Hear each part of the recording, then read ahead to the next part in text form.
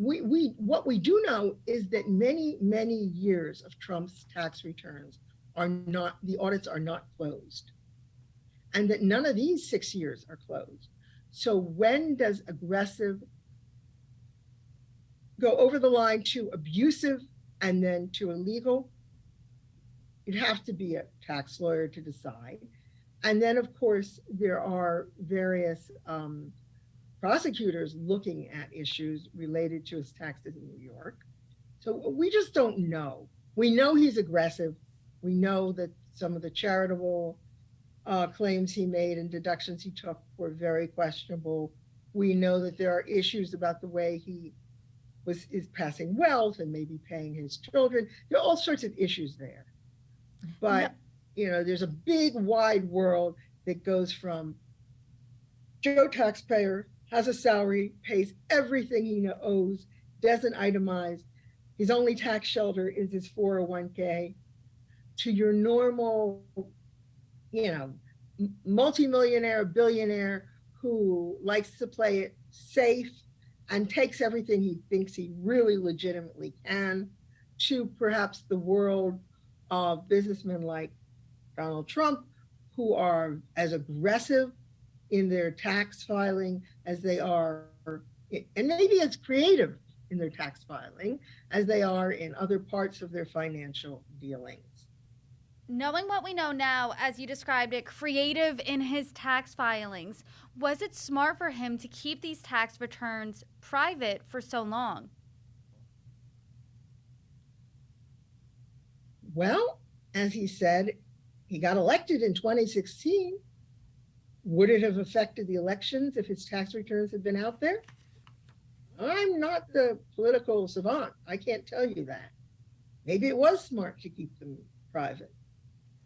And aside from being a sad chapter, as you described, for the IRS, what else does this report indicate about the IRS? Well, it's just an example of how under-resourced it's become and how outgunned it is when it is auditing either big corporations or the very wealthiest individuals. At one point, there's a note that among Trump's representatives who had come to a meeting was a former general counsel of the IRS, right? So they are outgunned, and it will be very interesting to see whether they can keep the money that they were given under the Democrats' Inflation Reduction Act to beef up enforcement. And that money is only supposed to go into service and then enforcement and auditing of wealthier people, we'll say. And it will be interesting to see whether they have, let's say, an attitude change towards auditing presidents. But again, taxes are secret. In fact, that too dates back to Nixon. There's a part of the tax code, there was some evidence that Nixon was using the IRS to go after his enemies. So there's a part of the tax code that actually protects people's privacy on tax returns. It's called 6103. And part of the exception to 6103 is that that the Congress's tax writing committees can get access to individual returns, right, to study tax issues.